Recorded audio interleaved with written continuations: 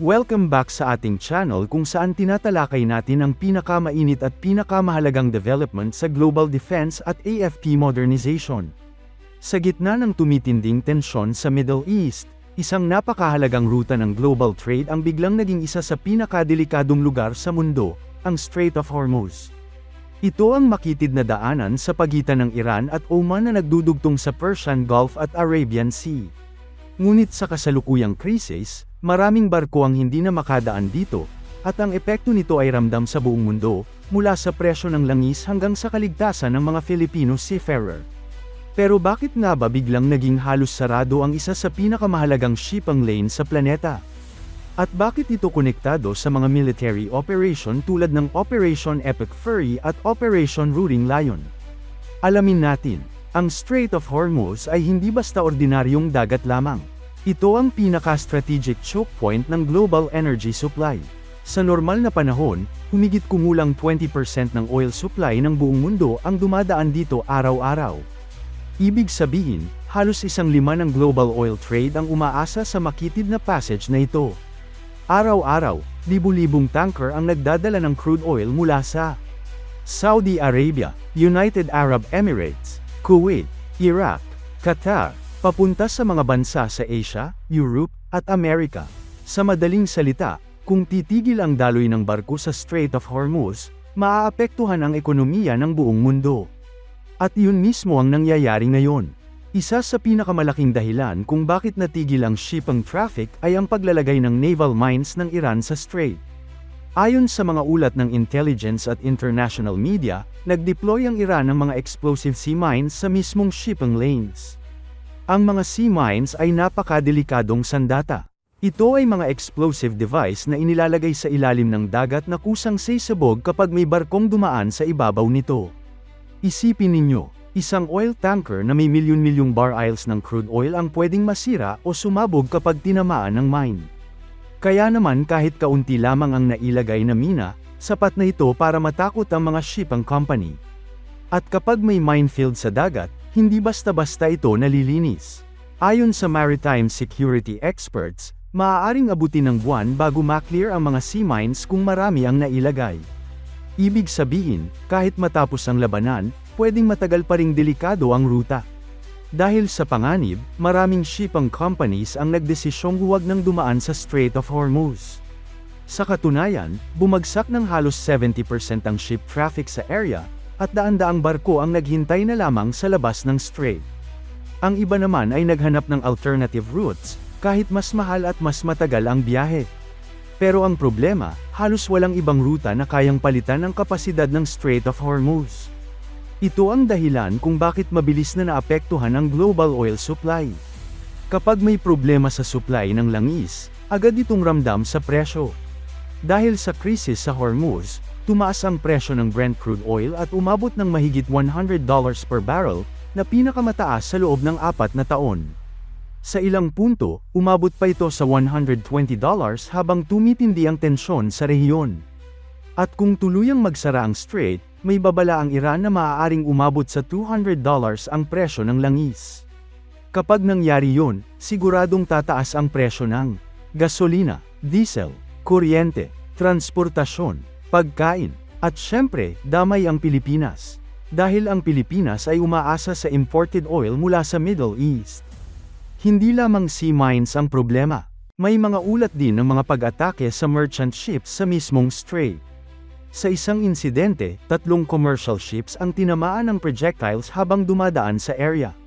Isa sa mga barko ang nasunog at kinailangang abandonahin ng crew. Ang ganitong mga pangyayari ang dahilan kung bakit lalong natatakot ang mga shipping company. Kung ikaw ang may-ari ng isang oil tanker na nagkakahalaga ng daan-daang milyong dolyar, ipapadaan mo ba ito sa isang lugar na may missiles, mines, drone attacks, naval confrontation? Malinaw na hindi. Ang krisis sa Strait of Hormuz ay hindi hiwalay sa mas malawak na digmaan sa rehiyon. Ito ay bahagi ng military escalation matapos ang mga operasyon na tinatawag na Operation Epic Fury, Operation Roaring Lion. Ang mga operasyong ito ay nauugnay sa mga airstrike at military actions laban sa Iran na isinagawa ng mga puwersa ng US at Israel. Bilang tugon, nagbanta ang Iran na pipigilan nito ang paglabas ng langis mula sa Persian Gulf. Ang Strait of Hormuz ang pinakamadaling paraan para gawin yun, sa pamamagitan ng sea mines, anti-ship missiles, attack drones, fast attack boats. Kayang kontrolin ng Iran ang makitid na daanan. Kaya sinasabi ng maraming analyst na ang Hormuz ay isa sa pinakamalaking strategic leverage ng Iran sa global geopolitics. Dahil sa banta ng pagmimina ng dagat, nagsimula ang US military ng operasyon laban sa Iranian mine-laying vessels. Sa isang ulat, sinabi ng US na 16 na Iranian mine-laying boats ang kanilang nawasak sa operasyon. Pero kahit ganoon, nananatili pa rin ang panganib. Ayon sa mga analyst, may libu-libong sea mines pa ang posibleng hawak ng Iran. At kahit ilang piraso lamang ang mailagay sa shipping lanes, sapat na ito upang maparalisa ang maritime traffic. Hindi lamang ekonomiya ang naapektuhan ng krisis na ito. Malaki rin ang epekto nito sa mga Filipino seafarer. Ang Pilipinas ay isa sa pinakamalaking supplier ng maritime crew sa buong mundo.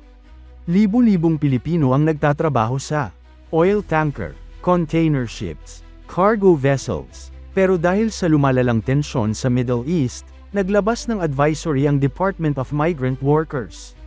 Idineklara ang Persian Gulf, Gulf of Oman, at Strait of Hormuz bilang war risk area.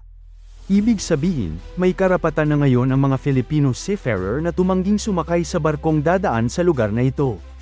Ayon sa gobyerno, masyado nang delikado ang ruta dahil sa military conflict, naval mines, missile threats, ship attacks. Kung sakaling may barkong pumasok sa war risk zone, may karagdagang insurance at compensation ang crew. Pero kahit may ganitong proteksyon, malinaw na hindi biro ang panganib. Maaaring itanong ng iba, kung delikado na ang Strait of Hormuz, bakit hindi na lang dumaan sa ibang ruta ang mga barko? Ang problema, halos walang alternatibo. May ilang pipeline na ginagamit ng Saudi Arabia at UAE upang ilabas ang kanilang langis nang hindi dumadaan sa strait. Pero kulang ang kapasidad ng mga ito upang palitan ang milyon-milyong barrels na dumadaan sa Hormuz araw-araw. Ibig sabihin, kahit may alternative pipelines, kailangan pa rin ng strait para sa karamihan ng oil exports. Kaya kapag nagsara ang daanan na ito, nagkakaroon ng global energy shock. Sa ngayon, maraming analyst ang nagsasabing may tatlong posibleng mangyari. Una, maaaring mag-deploy ang US at allied navies ng naval convoy system para protektahan ang mga oil tanker. Ikalawa, maaaring palawakin ng Iran ang mining operations at gawing mas delikado ang strait. Ikatlo, maaaring magkaroon ng diplomatic deal upang muling buksan ang ruta. Pero hanggat nagpapatuloy ang tensyon sa pagitan ng Iran, Israel, at United States, nananatiling isa ang Strait of Hormuz sa pinakamapanganib na shipping lane sa buong mundo. Ang dahilan kung bakit hindi makadaan ang mga barko sa Strait of Hormuz ay hindi lamang simpleng maritime problem. Ito ay kombinasyon ng sea mines, military attacks, geopolitical tensions, global oil dependence. Sa gitna ng digmaan at power struggle sa Middle East, ang maliit na daanang ito ay naging sentro ng global economic stability. At habang patuloy ang tensyon sa rehiyon, ang epekto nito ay hindi lamang mararamdaman sa Middle East. Mararamdaman ito sa buong mundo, kasama na ang Pilipinas. Dahil sa bawat pagtaas ng presyo ng langis, bawat barkong natatakot dumaan sa Hormuz, at bawat Filipino seafarer na nalalagay sa panganib, mas lalo nating nakikita kung gaano kahalaga ang maliit na passage na ito sa global order. Ang tanong ngayon, hanggang kailan mananatiling sarado ang isa sa pinakamahalagang dagat sa planeta? At kung tuluyang magsara ito, handa ba ang mundo sa magiging epekto nito?